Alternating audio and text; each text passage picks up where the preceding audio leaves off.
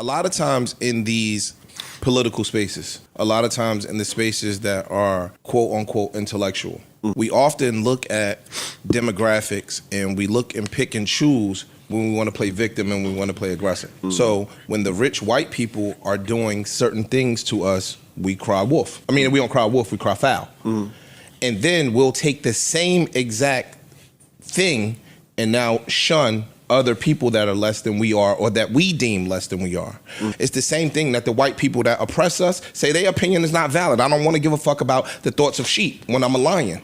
So I think that that's a hypocrisy in that. You understand what I'm saying? I do. Also, Niggas like Ish irk me bad as shit sometimes. Like, I really hate when black people in interracial relationships take race angles in conversations because I feel like they lost that right. Respectfully. And what's crazy is they do it at the most convenient times. Like this conversation that was had about Flip being stupid on another podcast that I don't even care to name. So Ice and Ish called themselves getting offended on Flip's behalf. But ironically though, they're upset about a narrative that they perpetuate and a brand that Flip himself has built. This is literally the negative side to putting out court jester content. And anybody out there who might see this video that put out that kind of content, you have to know that at some point it's going to catch up with you. And usually I'm the one reading the comments about Ish like, damn, they really be going in on him. Well, if they do that shit this week, I'll feel like it's much deserved. I mean, after all, this is the same man that always got the chicken nuggets and french fries jokes when it comes to Flip. So with his logic about doing the same shit white people do to us to each other, I'm guessing the chicken fingers and french fries jokes about to stop tooting, huh? Because if you mad at other people for calling Flip stupid, then don't continue to perpetuate the narrative by making wisecracks about Flip and likening his palate to that of a child. How about that? The JBP contributors literally reinforce the narrative every time they make a joke about Flip's level of sophistication or lack thereof. Every time they laugh when he has a question, and every time they step on his points when he has something substantial to say. Y'all literally treat this nigga like he's stupid. Y'all do it.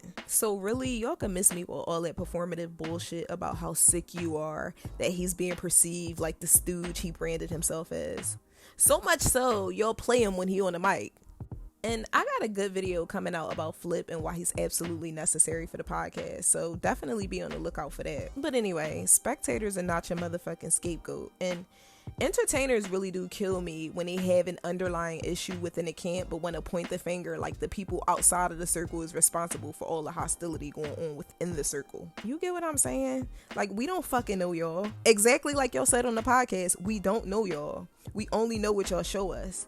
Even the things that y'all think people don't notice or see. See, I'm realizing, you know, having watched individuals for quite a few years, that it's easier for them to point the finger at the audience because it's nebulous. There's no individual to address when you address the collective. Therefore, there's nothing to really take personal. And you don't run the risk of sullying a real life relationship by discussing how y'all really feel about each other. You niggas ain't brothers. Y'all all came out of different coochies, and that's evident when the truth starts to be hidden behind the guise of jokes.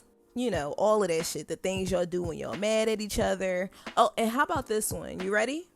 The infighting that's made public for money. And furthermore, when the hell did these niggas start defending their co-hosts? Because when corny ass Cam got his ass on the internet dressed like Tupac to disrespect Melissa Ford, all them niggas up there tucked their toe and didn't have nothing to say. Now mind you, this is a woman. This ain't no grown ass man.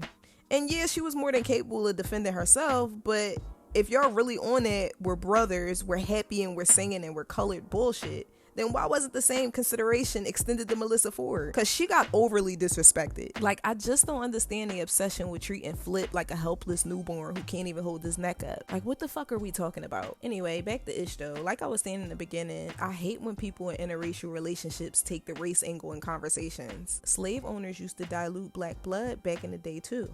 God damn it if that ain't what Ish did hundreds of years later. We only get mad when they do it to us, but not when we do it to ourselves. Talking all this black brother bullshit like you pro-black for real. Yo, no bullshit. When I heard him say that, this was the exact scene I thought about in my head. All kinds of bitches up in here. Hey, what did I tell you about disrespecting my Nubian princesses? Peace out. With disrespect, you.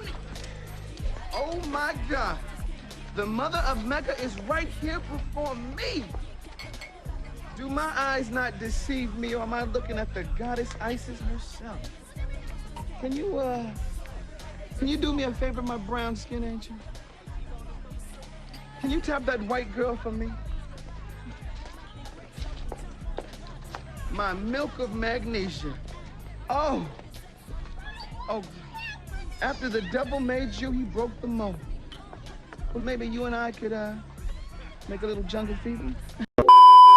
Like, are you really on this black power shit or not? Are you really trying to preserve the race or not? Oh, and I gotta say, after bragging about Flip's house and Flip's money, he said something that was factually wrong. Most millionaires and billionaires do have college degrees. You can look it up. And see, even in that little clip, he let some of his Mark resentment slip out.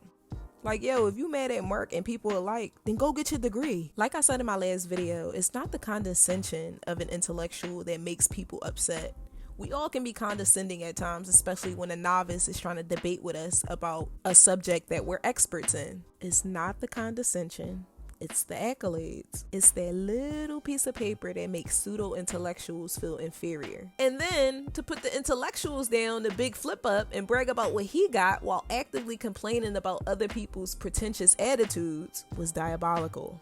And furthermore, if you're going to attempt to straw man an argument, use facts. Now most of the people with a degree poor and got less money than Flip. Now it's a money contest. So let me get this straight.